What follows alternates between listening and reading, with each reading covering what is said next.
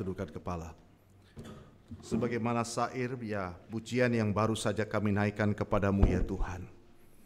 Kami mohon kuasa Roh Kudus untuk memenuhi hati kami. Kuasa Roh Kudus itu yang menerangi batiniah kami, memberikan iluminasi kepada kami. Dengan penerangan batiniah itu kami akan paham dan mengerti kebenaran firman yang sebentar kami akan dengar. Ya Tuhan, berbicara kepada kami karena kami siap mendengarkannya. Hamba-Mu yang tidak lebih dari saudara kekasih-kekasih hamba. Hamba menyerahkan diri hamba di atas mezbah-Mu. Pakai, urapi dan perlengkapi dia dengan kuat kuasa Roh Kudus, sehingga kebenaran disampaikan. Kami semua pulang tidak dengan hampa, tapi kami membawa berkat-berkat indah yang berasal dari Tuhan saja.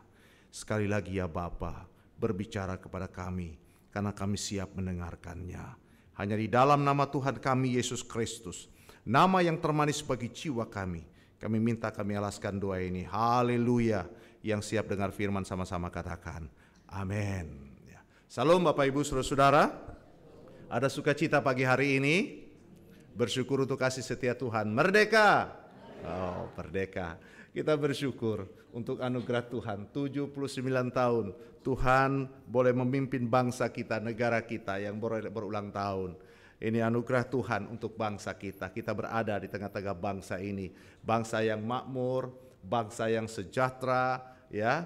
Sejahtera apanya? Tapi tetap kita bersyukur semua akan mengarah kepada sejahtera itu adanya. Amin. Karena bukan kita sebagai orang percaya, bukan saja negara memberikan jaminan, pemeliharaan, perlindungan, keamanan bagi kita, tetapi lebih daripada itu, ada yang lebih besar daripada kuasa negara, yaitu apa? Kuasa Tuhan yang selalu bersama menyertai kita orang-orang percaya. Nah, Bapak Ibu Saudara, berkaitan dengan masalah kemerdekaan ini, saya sih ingin menyetir apa yang disampaikan oleh Petrus pasal 2 ayat 16 sampai dengan 17.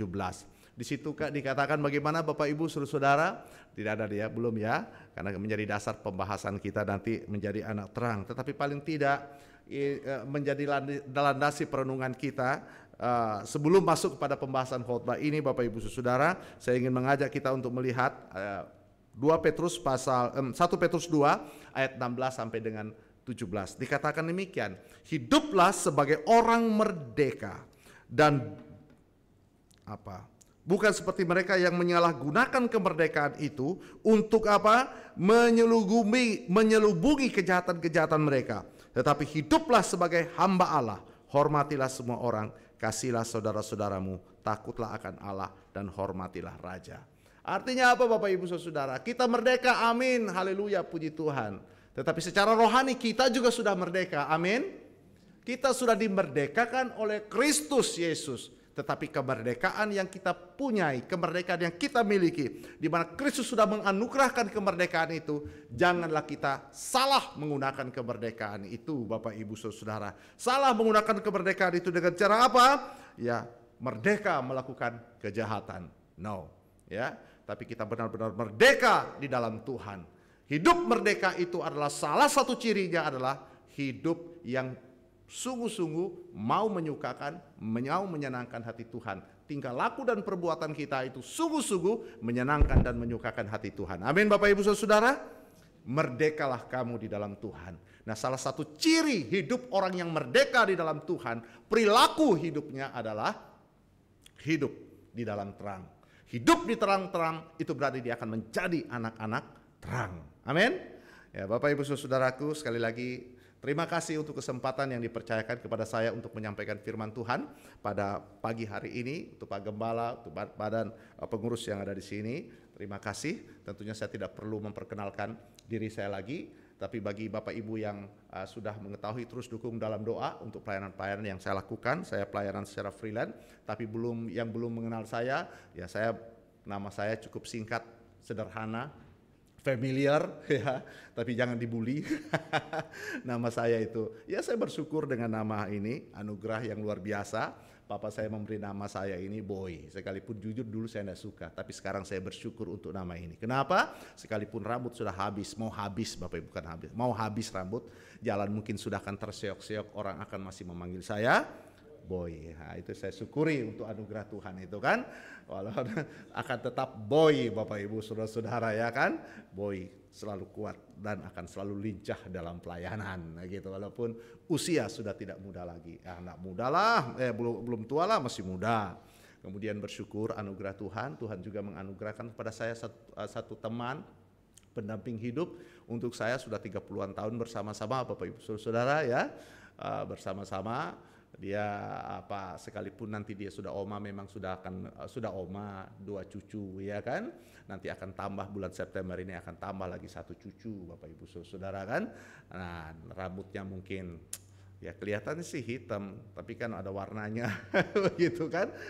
Ada warnanya, artinya dicat hitam gitu kan. Kalau nggak dicat hitam betul-betul oma begitu kan. Tapi sekalipun demikian saya mau bersyukur dan dia juga bersyukur karena di mana-mana dia akan tetap dipanggil Ayu, karena namanya Ayu Bapak Ibu Saudara ya. Itu kan dia akan Ayu terus bagi saya ya. Itu istri saya ya. Dia pakai baju merah karena untuk merayakan kemerdekaan. Merah, hati berani. Saya dianugerahkan 4 anak ya kan. Semua pria, ya semua laki-laki hanya berdoa supaya Tuhan menganugerahkan anak mantu yang baik-baik kan begitu. Saya bersyukur untuk itu. Anak saya yang pertama melayani di GKY Gading Serpong sebagai hamba Tuhan di sana, melayani ya sudah penelto khusus di sana ya. Dan anak kedua dia kerja di Abdi Waluyo sebagai di sana itu manajer gitu ya, tapi bukan dokter ya. Namun di anak ketiga juga sudah kerja di marketing juganya di Cengkareng. Anak yang keempat ya baru mau kuliah gitu kan. Nanti akan kuliah di Esa Unggul dekat rumah. Saya tinggal di Karawaci, Bapak Ibu Saudara-saudara. Nah, saudaraku, demikian mungkin sedikit perkenalan. Istri saya itu orang Bali ya kan. Orang Bali, kakeknya itu orang pertama Kristen di Bali yang dilayani oleh Cantohang dulu. Ya, ada 2 orang Kristen yang ditangkap oleh Tuhan melalui pelayanan Pak Cantohang. Yang pertama itu Gusti Sanur, ya, Gusti Sanur. Yang kedua adalah Panloting, gitu. Ya, Gusti Sanur itu luar biasa. Dia sampai dia ketika dia percaya kepada Tuhan, banyak pos-pos, banyak pelayanan dibuka. Ya, dulu CMA, Kemah Injil, tapi sekarang diambil alih oleh Gereja Bali. Ya, Gereja Bali. Istri saya berasal dari Desa Buduk, Kristen, desa Kristen pertama di Bali. Itu Desa Buduk, Untal-Untal, Abean Basih, 3 tempat itu Bapak Ibu Saudara kan. Ya, jadi orang bilang ada hubungan dengan Bok Sumastra? Iya, satu suku, gitu kan. Hubungannya satu suku, ya, satu suku aja, sama dengan suku. Kalau saya dari Sulawesi, saya punya suku di sana, suku Badak, suku, ya itu. Ya kira-kira seperti itu. Nah, Bapak Ibu Saudara, demikian pelayanan saya sekarang. Saya terakhir Maret sudah nggak lagi digeser di Kebayoran Baru, dan setelah Maret itu saya sekarang melayani lebih kepada penjangkauan orang-orang, pelayanan pribadi. Saya melayani di menjangkau suku Cina Benteng, daerah pesisir di Tangerang. Saya buka pemuritan di Desa Batok sana, Parengko ya, dengan Cina Benteng. Bagaimana membawa mereka untuk lebih mengenal, percaya kepada Tuhan. Bukan hanya itu ya, saya pikir kita tahu semua bagaimana kehidupan Cina Benteng. Ada Cina Benteng di sini? Gak ada ya. Kadang-kadang Cina Benteng itu enggak mau disebut. Saya bukan Cina Benteng. Terus apa dan Cina Baba? Begitu kan. Tapi ya itulah. Tapi kan lebih terkenal Cina Benteng. Cina Baba aja nggak terlalu terkenal, kira-kira seperti itu. Tapi kadang-kadang orang nggak mau disebut sebagai Cina Benteng, nggak tahu kenapa. Tapi itulah kehidupan mereka, ya. Di daerah Cina Benteng yang daerah Desa Batok, Parenggo itu hidup mereka sangat-sangat prihatin, Bapak Ibu Saudara. Keseharian mereka itu hanya cari lintah, ya. Harga lintah yang seperti ini 500, harga besar dikit Rp1.000, Bapak Ibu Saudara. Orang bilang, untuk apa lintah? Saya juga pikir, untuk apa lintah? Katanya sih dijual untuk terapi lintah begitu. Seberapa besarkah, seberapa banyakkah dipakai terapi lintah itu kan begitu. Tapi itulah kehidupan mereka. Sehingga saya punya uang sedikit, saya coba pikir, ingin berbuatlah sekecil mungkin, ingin berbuat Bapak Ibu Saudara. Saya coba yuk kita coba piara lele begitu. Maka saya beli terpal, ya, beli bibit, ya beli beli pakan sampai panen, 6 terpal saya beli dengan harapan supaya paling tidak mereka bisa pelihara lele itu kemudian nanti bisa berkembang, bisa menghasilkan. Nah, kalau toh ada hasil nanti bisa diberikan lagi kepada orang-orang atau saudara-saudara yang nggak mampu. Artinya tidak banyak, tapi paling tidak sedikit yang bisa diperbuat daripada sama sekali tidak berbuat, kan begitu. Nah, itu yang sudah dilakukan di Desa Batok. Ya, Farengko. Nah, saudara-saudara, saya juga melayani pergi ke daerah Sulawesi. Saya juga terbeban dengan Sulawesi, daerah saya, karena jujur daerah saya Sulawesi bukan saja kehidupan mereka cukup prihatin, tetapi jujur hidup mereka masih mendua hati dalam artian mereka masih percaya kepada kuasa-kuasa kegelapan itu. Satu ketika, saudara, saya pergi ke Desa Bajo, di Konawe Selatan, Kendari. Saya tidur dengan mereka, kami ada 5 orang, kami dibagi di setiap satu rumah penduduk Bajo itu, kami hamba Tuhan di situ, ya, dibagi-bagi. Saya juga ikut gerakan, teman-teman ikut gerakan disciple making movement itu, pemuridan seperti itu. Bapak Ibu Saudara, saya pergi ke situ, kami bawa makanan, mereka olah, makan sama-sama. Dan saudara tahu waktu itu pas lagi puasa, ya kan? Jadi saya ikut puasa dengan mereka, sahur ikut juga sama-sama dengan mereka, gitu kan? Terus satu ketika ini ceritanya, Pak, pada saat bangun, Pak bangun, oh ya bangun. Sebelum bangun, Pak, sebelum kita makan, Bapak baca doa ya. Istilah mereka, kalau kita ayo kita berdoa, tapi mereka bilang baca doa. Ya memang doa aja dibaca, tapi itulah bahasa mereka. Tapi sebelum baca doa, saya harus cerita dulu. Ya, cerita dulu dalam artian menceritakan apa yang menjadi familiar yang sering mereka dengar. Kalau Yesus mereka mungkin agak susah untuk memahami. Kalau toh ada tapi tidak banyak, tetapi mereka tahu adalah Isa Al-Masih. Sekalipun kalau menurut kita Isa Al-Masih itu versi kita dan versi sononya agak beda. Kalau Isa Al-Masih versi sono, Isa itu lahir di bawah pohon korma, tapi kita itu adalah Isa kita itu lahir di bawah di mana? Di kandang domba. Kalau versi sana bahwa Isa itu tidak mati, dia diserupakan, tapi kita mati, bangkit dan sebagainya. Tapi sekali lagi sebagai jalan masuk, kita harus memberikan penjelasan kepada mereka. Isa Al-Masih bukan hanya sekedar jalan lurus, tetapi Isa Al-Masih itu adalah Yesus Kristus, Tuhan Juru Selamat satu-satunya. Yang percaya selamat, tidak percaya pasti binasa. Kira-kira seperti itu. Tapi mereka yakin bahwa Isa Al-Masih itu adalah pribadi yang luar biasa. Dia menyembuhkan orang sakit. Dia juga menyembuhkan orang segala macam, bahkan orang yang mati sekalipun dia hidupkan. Saya balik tanya, ada nggak pribadi yang pernah hadir di dalam dunia? Nabi-nabi seperti Isa Al-Masih. Mereka akan sepakat berkata, tidak ada. Nah, kalau tidak ada, berarti Nabi Isa itu adalah pribadi yang hebat, bukan? Iya.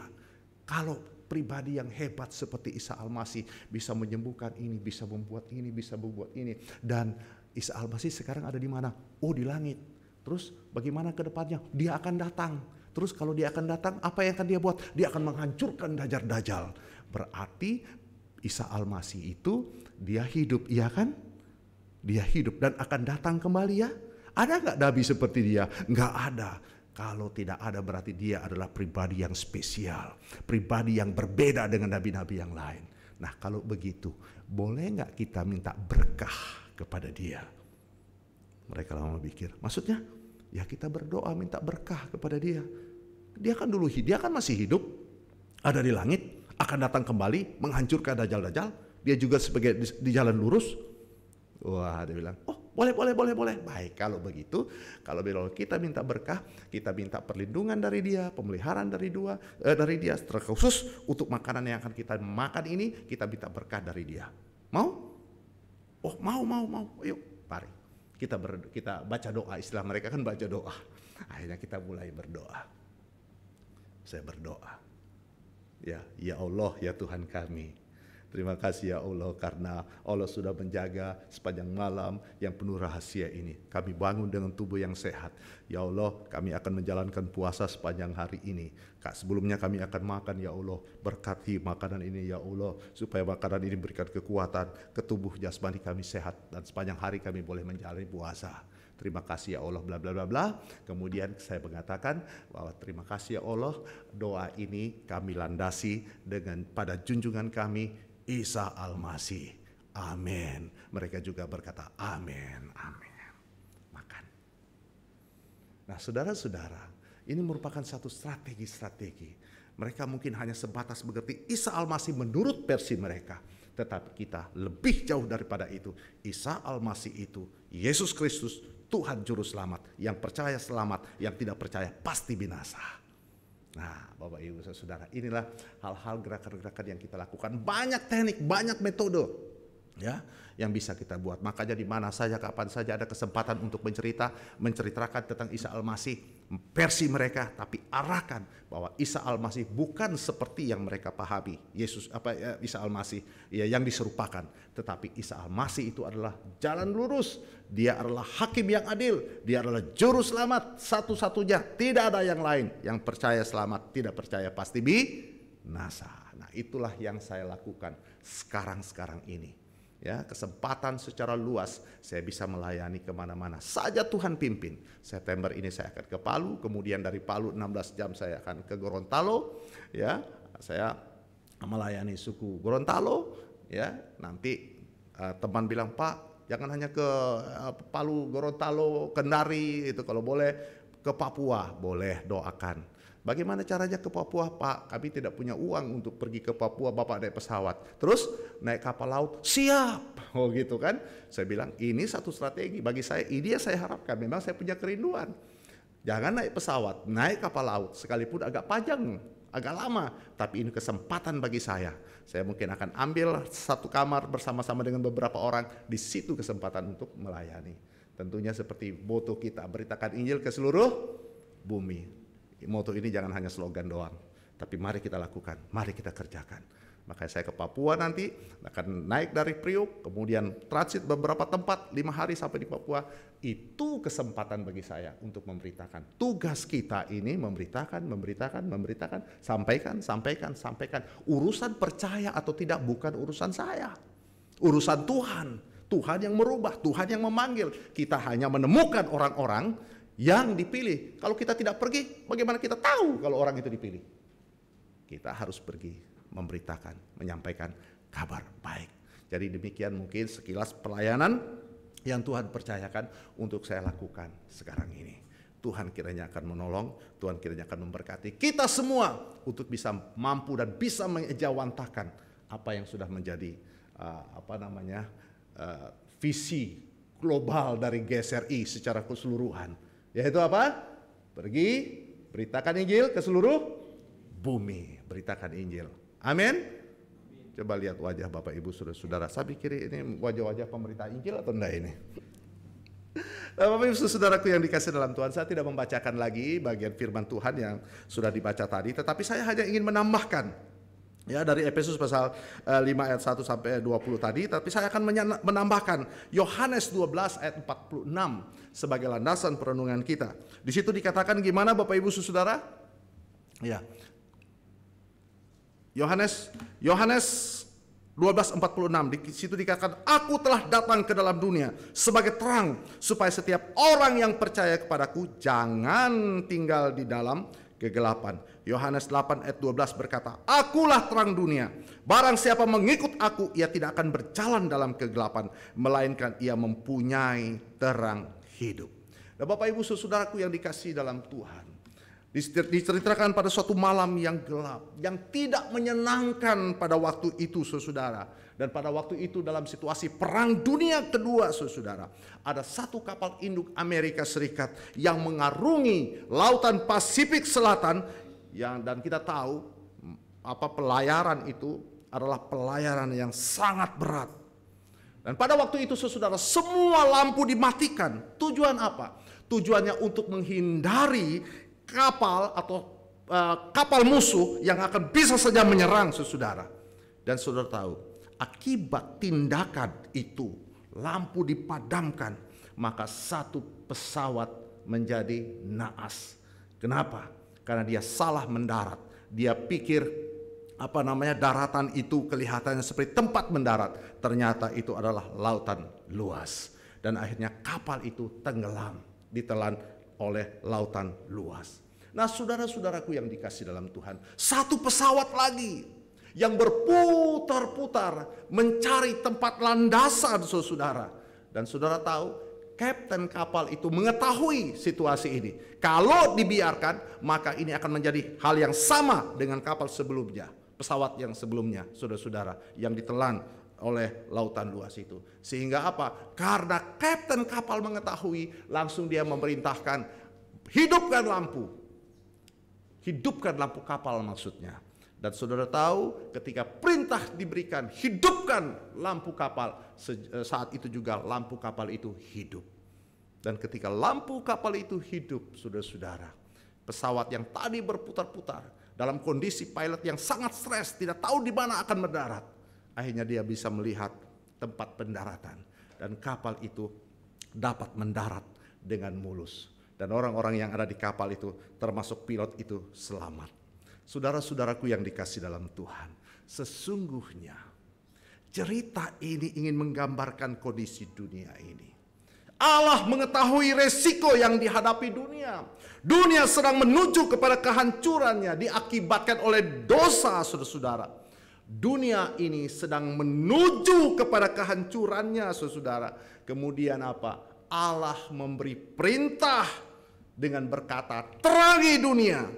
Saudara, melalui kehadiran Yesus Kristus, terang yang baru, terang yang bercahaya, itu mulai bersinar, melenyapkan kegelapan dunia, melenyapkan kebodohan dosa, saudara-saudara, melenyapkan keputusasaan. Saudaraku yang dikasihi dalam Tuhan, saudara, kapal yang bercahaya di tengah-tengah gelapnya lautan manusia, yaitu dosa, Kristus datang sebagai terang. Itu yang dikatakan di Yohanes 8 ayat 12. Di situ Yohanes menulis, kegelapan telah lenyap dan terang yang benar telah bercahaya. Artinya Bapak Ibu Saudara, kehadiran Yesus Kristus di dunia ini seperti sinar matahari yang menembus cakrawala sejarah manusia yang dikuasai oleh kegelapan dosa. Saudara, dunia harus diterangi. Dunia harus diterangi. Dan yang dapat menerangi dunia ini hanyalah Yesus. Yesus sajalah yang sanggup memberi terang. Yesus sajalah yang sanggup memberikan jalan terang. Saudara, bagaimana dengan saudara dan saya? Bagaimana posisi kita sebagai orang-orang percaya yang sudah menerima terang dari Tuhan itu? Apa yang harus kita lakukan? Apakah terang itu hanya untuk diri kita dan kita simpan di dalam diri kita? Tidak, saudara-saudara. Terang yang saudara sudah terima itu harus juga disampaikan, dibawa, dieksplor keluar, agar orang-orang yang berada di sekitar kita, berada di dalam kegelapan dunia, dapat boleh melihat terang yang ada di dalam diri kita. Itu yang dikatakan dalam Yohanes 12 ayat 46. Dikatakan demikian, aku telah datang ke dalam dunia sebagai terang, supaya setiap orang percaya kepadaku jangan tinggal di dalam kegelapan. Akulah terang dunia. Barang siapa mengikut aku, ia tidak akan berjalan dalam kegelapan, melainkan apa? Ia mempunyai terang hidup. Artinya orang percaya, saudara dan saya, harus bisa bercahaya, bersinar menjadi terang. Dengan kata lain, jadilah anak terang. Jadilah anak terang. Amin Bapak Ibu Saudara. Kok tegang semua sih? Aku lagi jadi canggung ini. Ini ngerti atau tidak ini kan? Jadilah anak terang, maka teringat dengan lagu dari Kidung Jemaat nomor berapa? 424 itu. Apa di situ dikatakan? Bisa kita nyanyikan sama-sama lagu ini? Ya? Bisa nyanyikan lagu ini? Coba mana? Kapip. Mana Kidung Jemaat bisa tadi? Tadi ada Kidung Jemaat sudah? Enggak ada ya? Enggak ada, enggak bisa nih. Ya. Yesus menginginkan daku. Ya karena ini Kidung Jemaat, saya pikir di KPPK juga ada, tapi mungkin versi yang lain, tetapi artinya sama. Kan begitu kan? Coba kita nyanyikan sama-sama lagu ini. 1, 2, 3. Yesus menginginkan daku menolong orang lain. Terus, manis dan sopan selalu ketika ku bermain. Apa yang dikatakan? Bersinar. Itulah kehendak Yesus, bersinar, bersinar. Terus aku bersinar terus. Ya, saya pikir walaupun mati, tapi saya pikir kita sudah hafal ya. Yesus menginginkan daku, Yesus menginginkan saudara dan saya apa? Menolong orang lain, bersinar dan sebagainya. Bapak Ibu Saudara, nanti cari di rumah Bapak Ibu Saudara kan. Nah, saudara-saudaraku yang dikasih dalam Tuhan. Jadi dengan kata lain, karena kalau Yesus menginginkan kita bersinar, dan itu merupakan kehendak Allah atas hidup kita sebagai orang percaya, maka tidak ada cara lain. Kita harus mengerjakan dan melakukan. Amin Bapak Ibu Saudara. Nah saudara, paling tidak ada 3 pelajaran yang dapat kita renungkan pada pagi hari ini untuk bisa menjadi anak-anak terang. Artinya apa tanda, ciri anak-anak terang itu saudara-saudara. Nah ciri pertama anak-anak terang adalah hidup taat dan setia. Ciri anak-anak terang yang pertama adalah hidup taat dan setia. Di situ dikatakan demikian, sebab itu jadilah penurut-penurut Allah seperti anak-anak yang kekasih. Bapak Ibu Saudaraku yang dikasih dalam Tuhan, nasihat ini ya, nasihat ini diberikan kepada jemaat di Efesus pada waktu itu. Ya, Rasul Paulus ingin memberikan nasihat kepada di jemaat Efesus. Dan perlu diketahui bahwa situasi pada waktu itu Paulus berada di dalam penjara Bapak Ibu Saudara. Namun sekalipun dia berada di dalam penjara, dia punya tanggung jawab moral untuk selalu mencerahkan, untuk selalu mengedukasi, selalu memberikan pencerahan, selalu memberikan nasihat kepada jemaat-jemaat yang dia pernah layani. Salah satunya adalah jemaat Efesus. Paulus memberikan nasihat, jadilah penurut-penurut Allah. Mungkin kita bertanya Bapak Ibu Saudara, kenapa ada perintah seperti ini, jadi penurut-penurut Allah? Saudara-saudara, ada beberapa penafsir yang berkata bahwa jemaat Efesus itu masih berdua hati. Ada yang masih menyatakan diri sebagai pengikut Kristus, tapi ada juga yang masih melakukan perbuatan tindakan dengan kepercayaan lamanya. Masih mengadakan penyembahan kepada dewa-dewa, saudara-saudara, yang pada waktu itu ada dewa Artemis, saudara-saudara. Bahkan mereka juga menganggap bahwa kaisar itu adalah dewa. Nah saudara-saudara, situasi seperti inilah yang mendorong Rasul Paulus untuk memberikan nasihat kepada jemaat yang ada di Efesus. Jadilah penurut-penurut Allah, dengan kata lain, taatlah engkau kepada Allah yang benar, setialah engkau kepada Allah yang benar.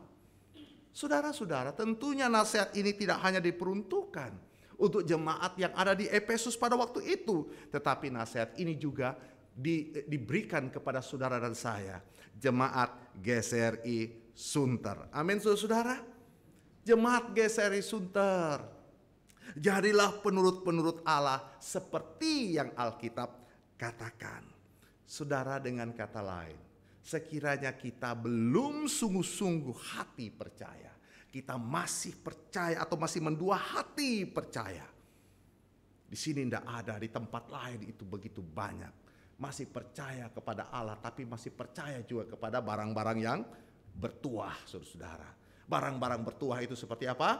Masih percaya kepada keris empu gandring gitu kan? Masih percaya kepada tombak dan sebagainya. Masih percaya kepada hari-hari baik kan? Pindah rumah harus hari baik ya kan? Buka toko harus hari baik. Padahal kan Tuhan bilang bahwa semua itu hari baik. Tidak ada hari yang tidak baik. Tapi mengapa masih percaya kepada hari-hari baik? Saya sepanjang hidup saya itu melayani di gereja Tionghoa. Ya, enggak pernah mengenyam gereja tradisi gereja Tionghoa. Di GKI Sulsel itu gereja Tionghoa, Bapak Ibu Saudara-saudara, di Parepare, di Makassar 99% Tionghoa, Bapak Ibu Saudara-saudara. Jadi sedikit banyak saya tahu, saudara-saudara, ya. Saya tahu. Nah saudara-saudara, itu yang saya katakan, Musa, Bausu, gitu, tolong doakan. Rumah, mau masuk rumah, mau buka toko. Kapan? Tanggal sekian, pokok lama banget, hari baik. Saudara-saudara, artinya saya bilang, saya langsung tidak mengatakan semua hari baik, tidak, diarahkan, diberikan pandangan saudara, ya kan? Bahkan ada lagi yang masih percaya kepada apa? Sio-sio, ya, sio inilah, sio itulah. Ada tahun keberuntungan, nanti begini, ini tahun sial, kira-kira seperti begitu kan. Berat hidup, memang ya, hari depan pasti berat saudara. Sio inilah, sio itulah, dan sebagainya. Nah selalu saya mengatakan, ya itulah kondisi orang Kristen dalam hati yang masih mendua. Maka sebagai orang percaya semua sio itu semua sio itu kadang-kadang mengajarkan ada filosofinya. Tapi sebagai orang percaya saya mengatakan hanya ada satu siomay yang enak dan perlu dinikmati. Apa itu? Siomay, Bapak Ibu Saudara, kan? Itu yang perlu dinikmati, Bapak Ibu Saudara. Nah, saudaraku yang dikasih dalam Tuhan, inilah situasi kondisi jemaat yang ada di Efesus, saudara-saudara. Mereka masih mendua hati, saudara-saudara. Masih mendua hati, tidak sungguh-sungguh, tidak berfokus kepada Allah. Sedangkan Allah menginginkan supaya kita benar-benar berfokus. Allah menghendaki kalau panas-panas, dingin-dingin, ya kan? Katakan kalau ya, katakan ya, kalau tidak ya katakan tidak. Artinya jangan kita abu-abu. Tuhan inginkan supaya kita arahkan hati kita hanya kepada Allah, percaya kepada Allah saja, saudara. Memang saudara ada ciri tertentu yang bisa dilihat, ciri-ciri orang yang disebut sebagai penurut Allah.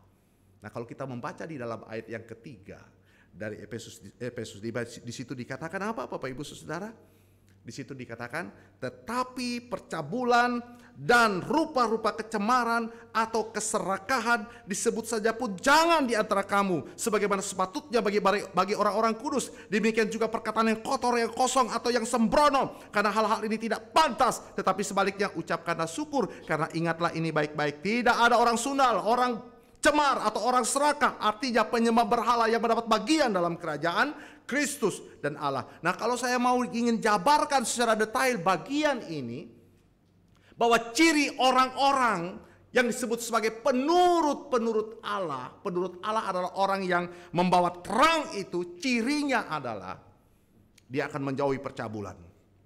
Tidak ada kecemaran, tidak ada keserakahan. Bahkan untuk menyebut saja pun hal-hal kata-kata yang sembrono itu tidak akan ada. Tidak akan ada keluar kata-kata kotor, kata-kata yang kosong, saudara-saudara. Tetapi penurut Allah akan senantiasa mengucap syukur. Di dalam situasi kondisi apapun, tahu mengucap syukur. Dalam situasi susah ataupun senang, bisa mengucap syukur. Kalau toh susah, dia akan berkata, terima kasih Tuhan, Engkau izinkan masalah peristiwa ini aku alami. Tolong aku, kuatkan aku, dan biarlah aku mengucap syukur. Karena melalui peristiwa ini aku tahu bahwa aku terbatas, aku perlu Tuhan. Jadi aku mengucap syukur semua peristiwa-peristiwa yang aku alami dalam hidupku. Dia tidak akan memaki. Dia tidak akan menyesali ataupun mengatain, kenapa ini Tuhan, kenapa ini Tuhan, mengapa ini Tuhan, kau izinkan masalah ini, kau izinkan. No. Tetapi dia senantiasa mengucap syukur. Karena sebagai orang penurut Allah, dia tahu apa yang dialami, apa yang terjadi dalam hidupnya. Dia akan mengembalikan semua kepada Tuhan. Saudara-saudaraku yang dikasih dalam Tuhan, itulah tanda atau ciri penurut Allah. Saudara-saudara, kalau kita memperhatikan situasi-situasi dunia akhir-akhir ini, wow, saudara-saudara, Alkitab sudah mengatakan bahwa hari-hari di depan itu bukan hari-hari yang baik, Bapak Ibu Saudara. Hari depan itu adalah hari-hari yang jahat, hari-hari yang sukar. Nah, dibutuhkan orang-orang Kristen yang kuat. Dibutuhkan orang-orang Kristen yang tahan bantingan. Dibutuhkan orang-orang Kristen yang militan dari segi iman, yang survive dan mampu mengatasi situasi kondisi apapun juga, Bapak Ibu Saudara. Mau tahu bagaimana situasi dunia ke depan ini? Yang Alkitab katakan bahwa hari-hari depan itu adalah jahat, Bapak Ibu Saudara. Dan kita berada di sana. Kita berada di situasi seperti itu. Itu yang dikatakan dalam 2 Timotius pasal 3 ayat 1 sampai dengan 5. Coba perhatikan baik-baik. 2 Timotius 3 ayat 1-5 kalau bisa sudah kelihatan di ayat situ. Di situ dikatakan, ketahuilah Pada hari-hari terakhir akan datang masa yang sukar. Apa di situ? Manusia akan mencintai dirinya sendiri dan menjadi hamba uang. Mereka akan membual, menyombongkan diri. Mereka akan menjadi pemfitnah. Mereka akan berontak terhadap orang tua. Tidak tahu berterima kasih, tidak pedulikan agama, tidak tahu mengasihi, tidak mau berdamai, suka menjelekkan orang, tidak dapat mengekang diri, garang, tidak suka yang baik, suka mengkhianat, tidak berpikir panjang, berlagak tahu, lebih menuruti hawa nafsu daripada menuruti Allah. Ngeri nggak dengan situasi ini? Ngeri nggak Bapak Ibu? Ini gambaran-gambaran yang dinyatakan oleh Alkitab, nubuatan Alkitab disampaikan oleh Paulus ratusan tahun, dan sampai sekarang kondisi ini begitu real, saudara-saudara, begitu nyata. Dan nasihat ini bukan diperuntukkan untuk orang-orang yang ada di jalan sana, bukan, tapi peringatan bagi kita sebagai orang-orang percaya. Karena apa Bapak Ibu Saudara? Ayat 5. Coba perhatikan. Apa yang dikatakan di situ? Secara lahiriah mereka apa? Menjalankan apa? Ibadah mereka. Tapi pada hakikatnya mereka memungkiri kekuatannya. Secara lahiriah mereka beribadah. Mungkin di bagian sana secara lahiriah mereka beribadah, tetapi setelah keluar ibadah, Allahu Akbar, bakar. Kan gitu. Secara lahiriah mereka menjalankan ibadah. Setelah mereka keluar ibadah, mereka akan berteriak atas nama Allah, hancurkan, bunuh dan sebagainya. Mungkin kita mungkin seperti demikian. Secara lahiriah kita beribadah di gereja kita, haleluya, haleluya, angkat tangan, kalau perlu angkat kaki juga, ya, haleluya. Tapi setelah kita di luar sana, di rumah kita, di tempat kerja kita, dalam aktivitas kegiatan kita sepanjang hari, bukan haleluya yang kita ucapkan. Haleluya adalah pujian kepada Allah, tetapi kita lupa haleluya akan menjadi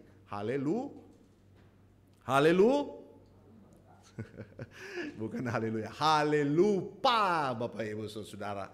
Lupa kalau kita ini pengikut Kristus. Lupa kalau kita harus menjadi penurut Allah Bapak Ibu Saudara. Lupa harusnya kita menjadi terang Kristus yang bercahaya Bapak Ibu Saudara. Jadi Bapak Ibu Saudara, ciri anak terang pertama adalah hiduplah taat, hiduplah setia, penurut Allah, mau melakukan apa yang diperintahkan oleh Allah. Nasihat yang kedua, ciri anak terang adalah dia akan hidup apa? Hidup mengasihi. Oh, ini terlalu sering kita dengar Bapak Ibu Saudara, terlalu sering kita dengar. Tapi selalu pendeta, hamba Tuhan, berita firman Tuhan mengingatkan kita, hiduplah di dalam kasih. Karena itu kita selalu cepat haleluya, haleluya, tapi dalam waktu yang tidak begitu lama, bukannya haleluya, lupa. Maka selalu diingatkan, karena kita selalu haleluya, Bapak Ibu Saudara. Coba katakan di samping kiri kanan, haleluya, jangan haleluya. Ya, haleluya, jangan haleluya, Bapak Ibu Saudara. Nah, saudaraku yang dikasih dalam Tuhan, hidup di dalam kasih. Di situ dikatakan, dan hiduplah dalam kasih, sebagaimana Kristus Yesus juga telah mengasihi kamu dan telah menyerahkan dirinya untuk kita sebagai persembahan korban yang harum bagi Allah. Coba saudara perhatikan ungkapan hiduplah di dalam kasih, sebagaimana Kristus telah mengasihi kamu. Saudara-saudara, produk kasih itu berasal dari Allah. Produk kasih itu berasal dari Allah. Dan hal ini ingin memberi penegasan kepada kita bahwa kasih yang benar itu bukan berasal dari dunia. Kasih yang benar itu berasal dari Allah. Itulah sebabnya Bapak Ibu Saudara, akan menjadi sesuatu yang fatal atau kesalahan fatal kalau kita mengasihi berlandasan kasih dari dunia. Saudara, kasih dari dunia itu bersifat semu dan temporal. Tapi kasih dari Allah selalu tulus dan kekal. Kasih dari dunia bersifat labil, tapi kasih dari Allah itu stabil. Kasih dari dunia cenderung mengambil dan memaksa, tapi kasih dari Allah selalu memberi dan selalu mau menerima apa adanya. Saudara dan saya dapat melayani tanpa didasari oleh kasih. Tapi jika kita memiliki kasih, kita pasti akan rela dan suka melayani. Kita bisa memberi tanpa didasari oleh kasih. Tapi jika kita memiliki kasih, kita pasti sedia untuk memberi. Saudara, Allah adalah kasih. Dan kita adalah umat yang dikasihinya. Itu berarti saudara dan saya harus hidup di dalam kasih. Harus bisa saling mengasihi. Sekalipun orang yang kita kasihi mungkin saja mengkhianati kita. Orang yang kita kasihi mungkin saja membenci kita. Itu sebabnya jangan mengasihi tanpa kasih yang berasal dari Allah. Karena kita tidak akan pernah dapat dan mampu mengasihi dengan ketulusan, dengan kemurnian yang sungguh. Tapi kalau kasih itu berasal dari Allah, kita akan mampu mengasihi dengan ketulusan, mampu mengasihi dengan kemurnian. Kasih kita bukan sekedar basa-basi, saudara. Makanya sering kita mungkin dengar, ada uang, abang sayang. Tidak ada uang, abang ditendang, abang melayang, begitu kan. Itu kasih dari dunia, Bapak Ibu Saudara. Tapi kasih dari Allah, kalau seseorang itu punya kasih dari Tuhan, maka kalimat ini akan berbunyi seperti demikian. Ada uang, abang sayang. Tidak ada uang, abang tambah disayang. Haleluya. Amin. Amin. Itu kasih dari Allah, Bapak Ibu Saudara-saudara, ya. Kasih yang benar itu bukan hanya sekedar perkataan, tetapi kasih yang benar, kasih yang dari Allah itu adalah kasih yang nyata, saudara-saudara. Menarik dalam 1 Yohanes 4 ayat 9 sampai dengan ayat yang ke-10. Silakan. Di situ dikatakan demikian. Dalam hal inilah kasih Allah dinyatakan di tengah-tengah kita, yaitu bahwa Allah telah mengutus anaknya yang tunggal ke dalam dunia, supaya kita hidup olehnya. Ayat 10. Inilah kasih itu, bukan kita yang telah mengasihi Allah, tetapi Allah telah mengasihi kita dan telah mengutus anaknya sebagai pendamaian bagi dosa-dosa kita. Jadi jelas Bapak Ibu Saudara, bahwa hakikat kasih itu selalu disertai dengan perbuatan kasih Allah. Allah menyatakan perbuatan kasihnya dengan cara apa? Kita tahu dengan mengutus Yesus Kristus. Yohanes 3 ayat 16. Karena begitu besar kasih Allah akan dunia, sehingga telah mengaruniakan anaknya yang tunggal, supaya setiap orang yang percaya kepadanya tidak binasa, tetapi beroleh hidup yang kekal. Artinya Allah telah berbuat kasih yang nyata. Allah telah menyatakan kasih-Nya kepada saudara dan saya, bukan karena bahwa kita ini orang hebat, bukan, kita punya harta yang besar, bukan, tetapi Allah menyatakan kasih-Nya kepada saudara dan saya, tidak melihat atribut-atribut yang ada di belakang siapa kita, tetapi Allah mau mengasihi kita apa katanya, apa adanya. Kasih yang tulus yang sudah diberikan oleh Allah kepada saudara dan saya, saudara.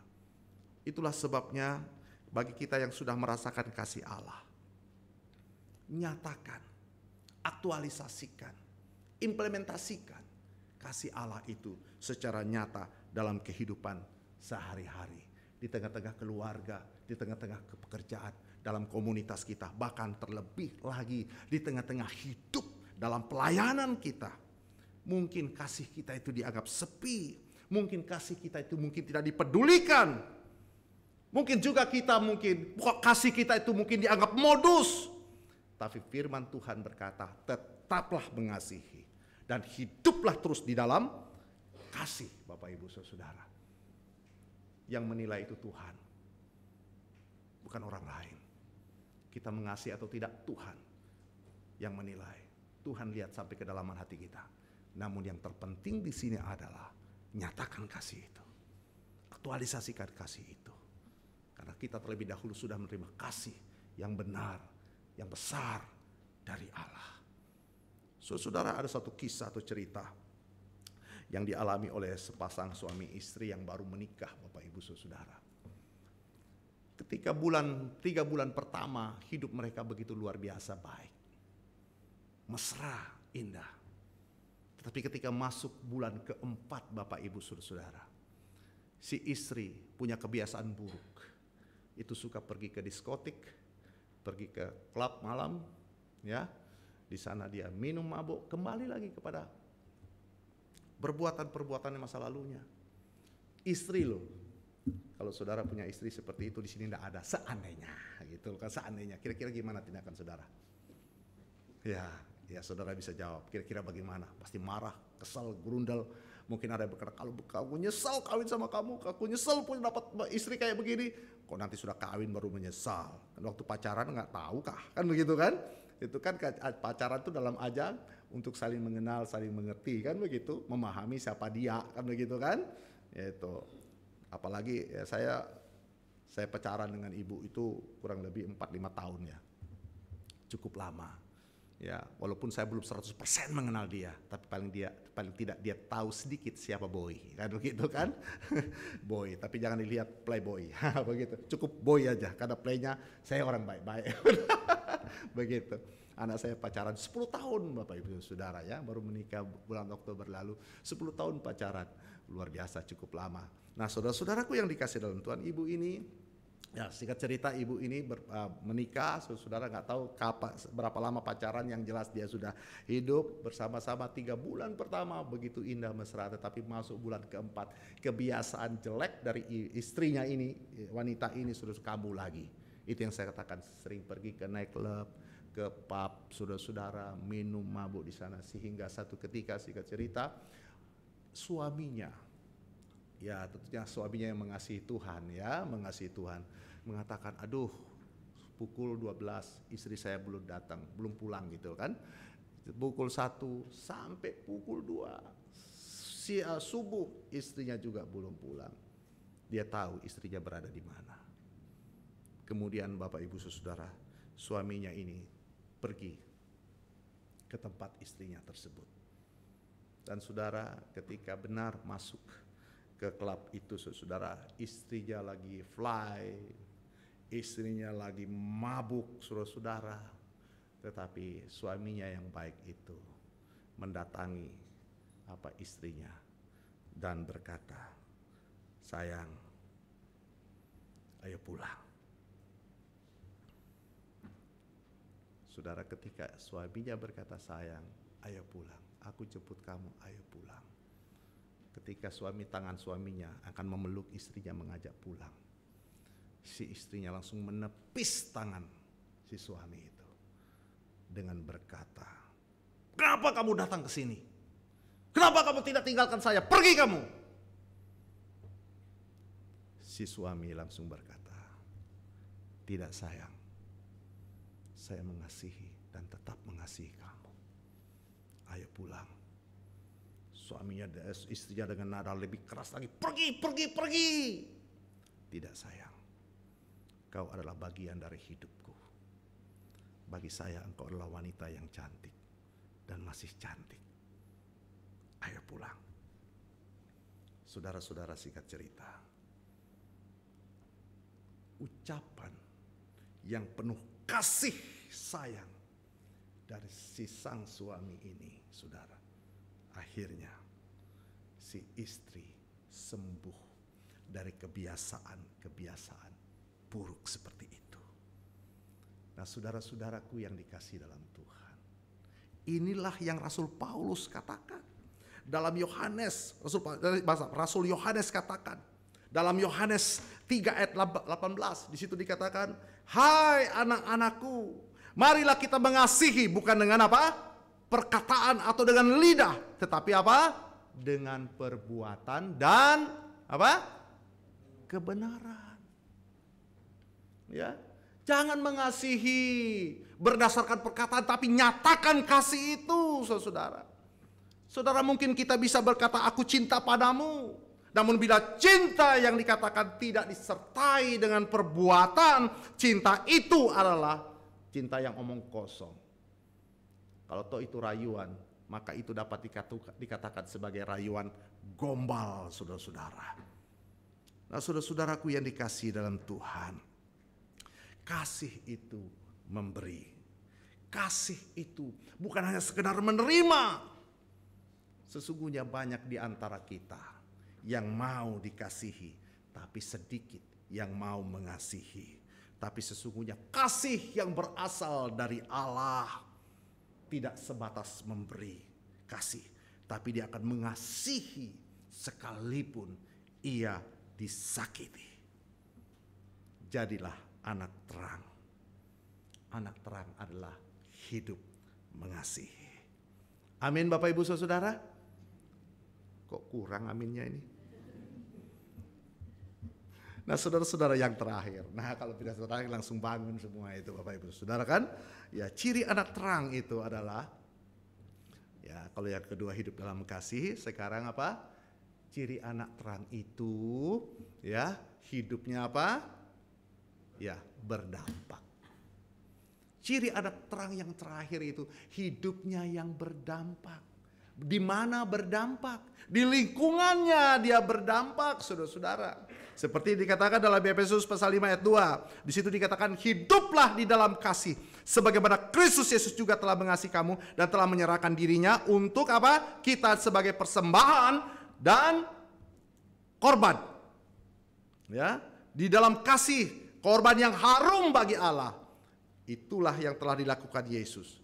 Saudara, kita tahu ketika ia datang, dia memberi dampak positif di sekitar kehadirannya dan membuat orang-orang terheran-heran dan kagum. Saudara, kehadiran Yesus itu sekali lagi memberi dampak. Itu yang tercatat di dalam Matius pasal yang keempat ayat 23 sampai dengan ayat yang ke-25. Saudara bisa nanti periksa di rumah. Matius 4 ayat 23 sampai dengan ayat yang ke-25. Yang dilakukan oleh Yesus. Yesus berkeliling, mengajar kemana? Ke rumah-rumah ibadat. Dia apa? Menyembuhkan orang, menyembuhkan segala macam penyakit, menyembuhkan kelemahan-kelemahan manusia. Ini yang telah dilakukan oleh Yesus. Itu berarti sebagai pengikut-pengikut Kristus, saudara dan saya, kalau Kristus guru kita, Tuhan kita itu ketika berada di dalam dunia itu hidupnya berdampak, maka yang percaya kepadanya harus juga hidupnya berdampak, saudara-saudara. Hidupnya berdampak, saudara-saudara. Artinya ada sesuatu yang dilihat. Ada sesuatu yang dilihat, saudara-saudara. Ada sesuatu yang dibanggakan. Dan orang yang berada di samping kiri kanan muka belakang itu akan mendapatkan berkat melalui hidup kekristenan kita. Nah, saudara-saudara, salah satu ciri hidup berdampak adalah itu perkataannya. Perkataannya itu jadi berkat, bukan menjadi batu sandungan, saudara-saudara. Artinya anak terang itu punya gaya hidup. Ya, anak terang itu punya gaya hidup yang indah. Ayat 8 dan 9 dikatakan demikian. Memang dahulu kamu adalah kegelapan, tetapi sekarang kamu adalah terang di dalam Tuhan. Sebab itu hiduplah sebagai anak-anak terang. Ayat 9. Karena terang hanya berbuahkan apa? Kebaikan dan keadilan dan kebenaran. Wow, indah sekali kebenaran firman Tuhan ini, Bapak Ibu Saudara-saudara. Berdampak, saudara. Seseorang yang menjadi pengikut Kristus, ia tidak bersembunyi, Bapak Ibu Saudara. Dia tidak bersembunyi. Dia tidak menyembunyikan identitas dirinya sebagai orang percaya. Dalam pergaulannya mungkin, dalam membangun hubungan relasi satu dengan yang lain mungkin, dia tidak menyatakan. Dia tidak bersembunyi. Memang Bapak Ibu Saudara, ketika saya mempersiapkan ini jujur, ya ada satu strategi di mana kita mungkin tidak langsung serta-merta, ya secara pribadi ya seperti saya sebagai hamba Tuhan. Banyak hal ketika saya menyatakan diri saya pendeta, begitu orang itu langsung jaga jarak begitu, ya langsung pendeta langsung jaga jarak, tidak mau dekat-dekat dengan pendeta, ya kan? Ya, saya juga nggak tahu kenapa begitu. Makanya saya Saya lihat dulu situasi, ini orang ini gimana gitu kan. Tidak serta-merta, bukan masalah takut. Jangan sampai ketika kita mengakui identitas kita, langsung jaga jarak, tidak lagi mau bergaul. Padahal bagi saya pergaulan itu kan biasa aja lah gitu loh, biasa aja. Begitu ya Pak Gembala ya, sering mendapatkan itu ya? Pasti. Makanya makanya berhikmatlah sedikit kan begitu kan. Ketemu sama orang, bergaul dengan seseorang, terkecuali di samping ada di rumah saya di Karawaci, di tetangga itu di belakang rumah itu ada orang yang sangat berpengaruh di sana. Dia selalu dipanggil Habib. Itu Habib. Abi, maaf Bapak gitu, Bapak. Ya, saya bergaul dengan dia. Nah, saya tidak menyatakan diri saya sebagai pendeta. Belum saya menyatakan diri sebagai pendeta. Tapi saya tidak tahu kenapa dia tahu saya pendeta. Gitu, ya. Tapi karena dia sudah tahu sebagai pendeta, enggak apa-apa. Nah, satu kali Bapak Ibu Saudara, saya tidak tahu kalau dia sudah tahu saya di pendeta. Beb, dalam artinya untuk membuka hubungan. Ya memang ini juga fakta, ini juga nyata Bapak Ibu Saudara. Waktu rumah saya di Palu, di Palu, Pastori ya, di Palu itu, depan saya itu masjid.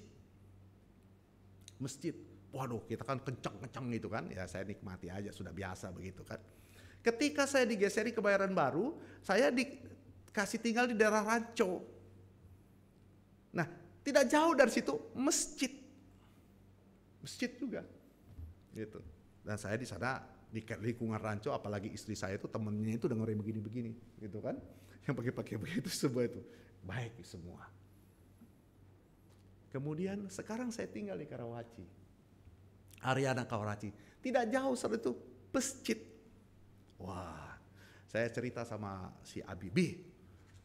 Saya bilang, saya ini sepertinya ditakdirkan ya selalu dekat masjid. Di Palu dekat masjid, di Ranco dekat masjid. Sekarang di Karawaci tuh masjid dekat masjid. Waduh, merinding saya, dia bilang begitu, merinding saya. Dia bilang, mudah-mudahan Bapak dapat hidayah. Dapat hidayah. Ya, bukan saya, dalam hati saya Bapak mengatakan Bapak yang harus dapat hidayah juga. Begitu kan, artinya pertemanan.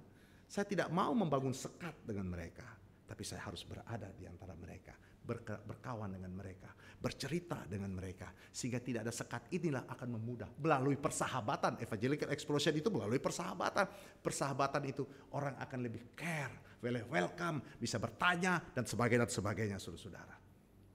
Saudaraku yang terkasih dalam Tuhan, hiduplah kamu berdampak. Biarlah hidupmu, cara berbicaramu, cara omonganmu, kamu hidup berdampak, saudara-saudara.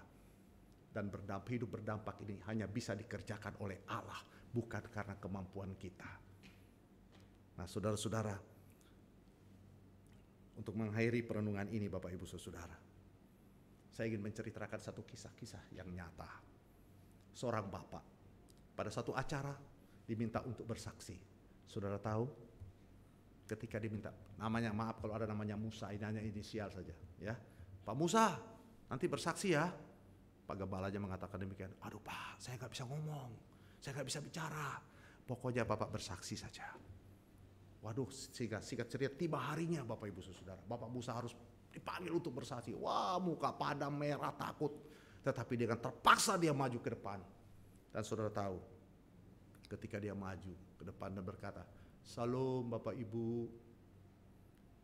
Dengan kegentarannya, dia tidak tahu harus bicara apa, dia mulai dari mana. Tetapi begitu dalam keadaan khawatir dan cemas, dia hanya berkata, "Bapak Ibu, dulu saya ini adalah seorang pemabuk dan penjudi. Tapi sekarang sudah tidak lagi. Bapak Ibu, dulu saya seorang yang penakut, terlalu khawatir. Tetapi saya sekarang hidup lebih berserah. Saya dulu bersikap kasar terhadap istri, terhadap anak-anak saya. Tapi sekarang sudah tidak lagi. Dulu Saya suka bahkan cepat marah, tidak sabaran. Tetapi sekarang saya bisa menahan diri. Dulu saya tidak peduli kepada sesama. Dan sekarang saya lebih peduli, lebih peka dengan keberadaan sesama. Dulu saya tidak bisa mengampuni, tapi sekarang saya bisa mengampuni. Dan seterusnya, dan seterusnya. Orang yang menyaksikan itu semua heran, kagum, sepi. Tiba-tiba kesepian itu dipecahkan oleh perkataan dari sang pendeta dengan berkata, Bapak Ibu, untuk hal-hal seperti itulah Tuhan Yesus datang ke dalam dunia. Hidup Pak Musa itu memberi dampak. Itulah salah satu ciri anak terang. Bapak Ibu saudaraku yang dikasih dalam Tuhan, jadilah anak terang. Jadilah anak terang. Anak terang itu adalah hidup taat dan setia. Anak terang itu adalah hidup di dalam kasih. Anak terang itu adalah hidupnya itu berdampak di lingkungan sekitarnya. Soli Deo Gloria. Mari kita tundukkan kepala, kita berdoa. Biarlah masing-masing kita datang kepada Tuhan sembari berkata, Tuhan ini aku sudah mendengarkan kebenaran firman-Mu. Tolong aku, agar aku bukan hanya sekedar sebagai pendengar-pendengar firman. Tolong aku agar dapat menjadi pelaku-pelaku firman. Tuhan memanggil aku bukan hanya sekedar diselamatkan, tetapi aku hidup seperti yang Tuhan inginkan, hidup yang seperti Tuhan mau. Terima kasih ya Tuhan untuk kebenaran yang Tuhan sudah perdengarkan bagi kami pada pagi ini. Tanamkan dan patrikan kebenaran firman Tuhan ini dalam hati kami. Tolong kami Bapa, tolong kami Tuhan. Hidup kami senantiasa menyukakan, menyenangkan hati Tuhan. Untuk masing-masing kami, keluarga kami pasrahkan hidup kami dalam tangan Tuhan. Tolong kami jadikan anak terang. Pakai kami sebagai anak-anak terang. Berkati kehidupan jemaat di sini. Gembala, para majelis, aktivis, kami serahkan semua dalam tangan Tuhan. Biarlah kami boleh bersama-sama, bergandengan tangan, bersinergi, bersama-sama dapat menjadi saksi-saksi Kristus, menjadi saksi untuk seluruh dunia yang belum mengenal dan percaya kepada Tuhan. Hanya di dalam nama Tuhan kami Yesus Kristus, kami minta, kami alaskan doa ini. Haleluya, yang diberkati sama-sama katakan. Amin.